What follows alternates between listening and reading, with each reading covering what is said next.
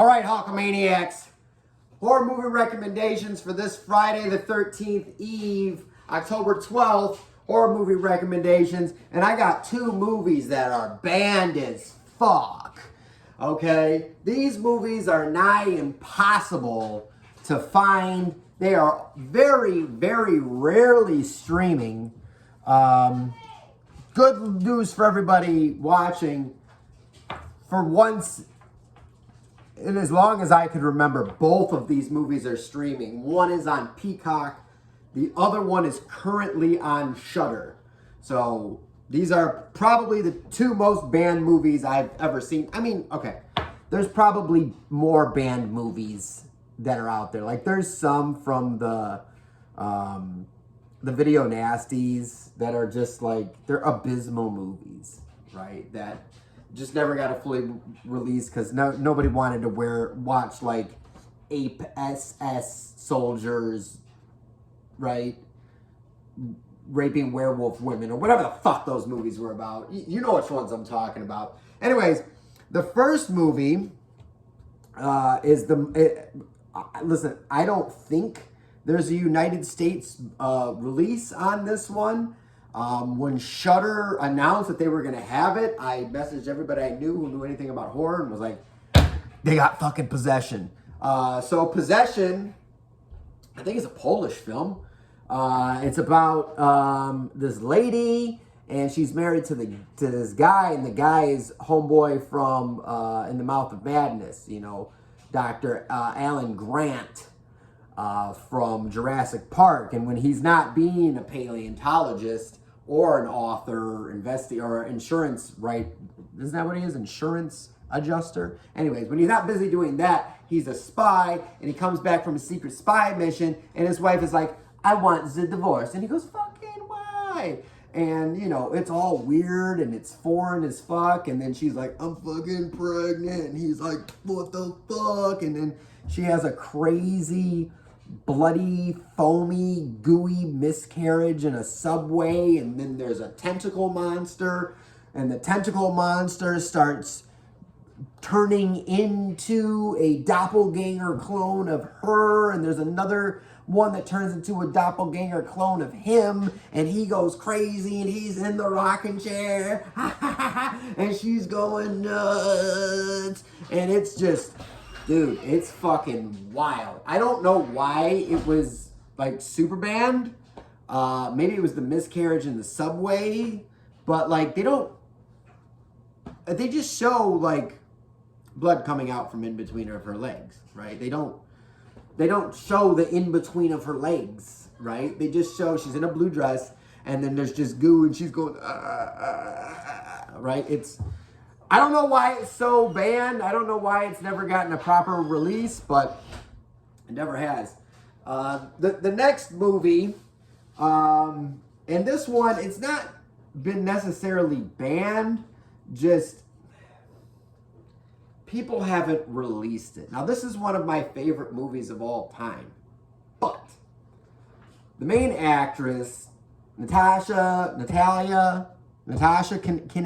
Kinninsky was not 18 when they filmed her naked in the movie, right? And so for that reason, like, the film hasn't been banned, but for that reason, I've never seen a DVD release of it. I've never seen a Blu-ray release of it. The movie's called To the Devil a Daughter, right?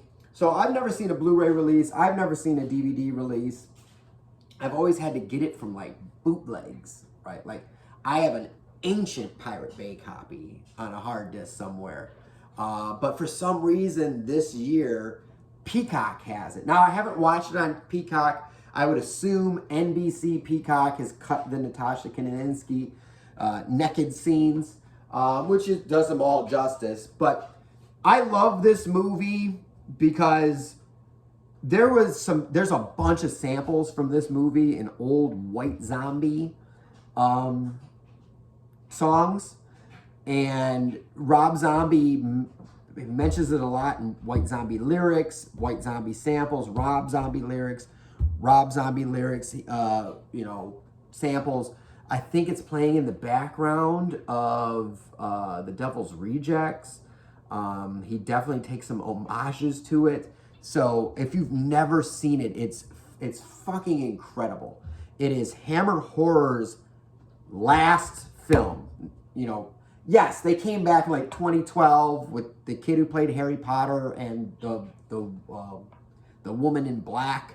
But before their giant hiatus, their last film in the 1970s was To a Devil, a Daughter. By this point, they had made like 27 Dracula movies and 38 Mummy movies and 15, I'm not joking, 15 Frankenstein movies, right?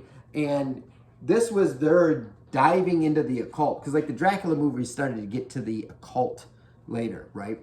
But this is the first one they dived into the occult, and it has Christopher Lee in it. And Christopher Lee is, he's been excommunicated from the church, right?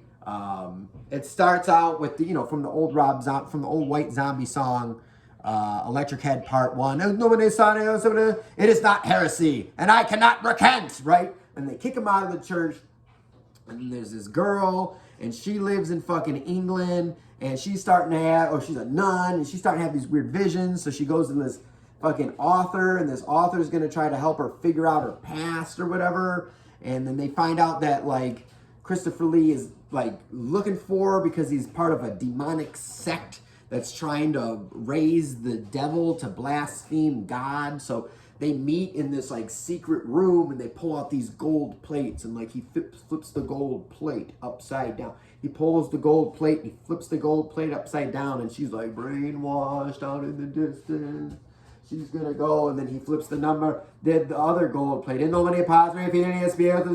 then she starts, trying to walk away, and they're trying to fucking kidnap her. And the guy, Denning, what the heck is his name? He's from Indiana Jones. He's the dude from Indiana Jones, the bumbling idiot. You remember the dwarf? Remember the dwarf from Lord of the Rings? Remember Gimli's like, he knows how to speak 7 different languages, and he's probably halfway to Cairo right now, and he's like, hello, does anybody speak English? That guy starts going nuts because he starts getting these demonic visions, and he's in a room, and the light is spinning like this. The light is spinning like this in the room, and the camera angle's all crazy, and the author detective guy is trying to, like, suss out what's going on, and they go to this church in downtown New York, and the priest gets fucking lit on fire because Christopher Lee flipped the golden plate over. He gets fucking lit on fire, and it's old school 70s lit somebody on fire. Like, he's just walking on fire. It's not CGI. It's not pretend.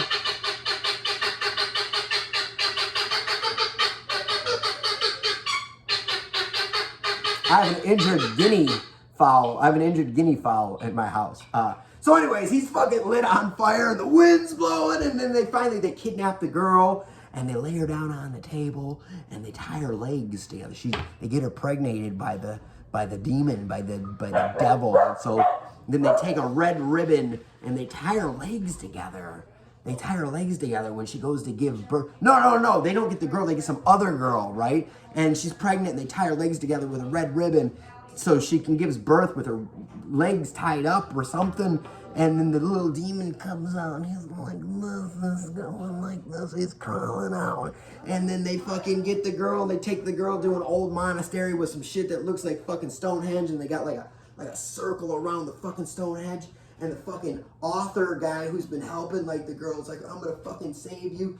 But the wind's fucking blowing, and he steps over the circle, right? He steps over the circle, boom, everything turns into, like, Technicolor. The grass is fucking red, and the sky is fucking purple, and everything's all fucking neon crazy, and he's like, I need to save the fucking girl, and the wind's fucking blowing, and he's like, fuck you, Christopher Lee, and he punches Christopher Lee in the face, and he picks up the bare-ass, naked, underage girl and takes her back over the precipice and back into reality, and evil is defeated. Listen,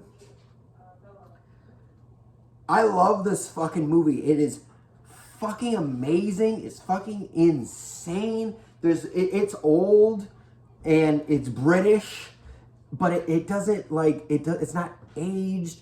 It doesn't skip a beat. You could watch it today and be like, God damn, this is like a brand new horror movie that they just made in the fucking 70s, right? Like, it's just, and they do satanic rituals in them. They do a bunch of them, and like I've never seen satanic rituals like this. Like usually it's like the upside down cross and the goat, and they got the black book and the sacrifice. No, this one's got like a dude communicating with golden plates that he moves in a certain direction, and like the tying up the pregnant woman's legs so she gives birth with tied legs, and the red ribbon and the roses and the blood and the telepathy, the mental fucking telepathy, and the fucking, it's all crazy. It's all crazy. Like, I don't know if the satanic rituals are real, but like, of all the movies I've seen with satanic rituals, this is the one where the satanic rituals seem the most real. Like, I feel like somebody really did some fucking research on this. But anyways, I can talk about this movie all fucking day long. It's incredible. Like, it's just a shame that, like, okay, and the actress is like, I didn't feel exploited. Like, I was naked in movies before this one, even younger. Why are you guys making a big deal about this one, right? So, and like, I get it, right? She's not 18, right? And she's naked, but like, you know, the stories about like this virginal girl that's being sacrificed to the, and I get it. I know it's fucked up. And you know, anytime I watch the movie, I'm like, okay, but it's not in any sexual way or anything, right? It's just part of it. And it's a shame because I think if it wasn't for that scene, I think more people would be like, my God, this is a fucking amazing movie, and it would just get more people would be able to view it. So if you have Peacock, definitely check it out. If you have Shudder, check out Possession. Sorry, this went long, went rambling. I just enjoy those movies. Tomorrow I'll be back with what I am starting to think now are the 2 best Friday the 13th movies. If you can guess it, I will give you $1. Have a nice day.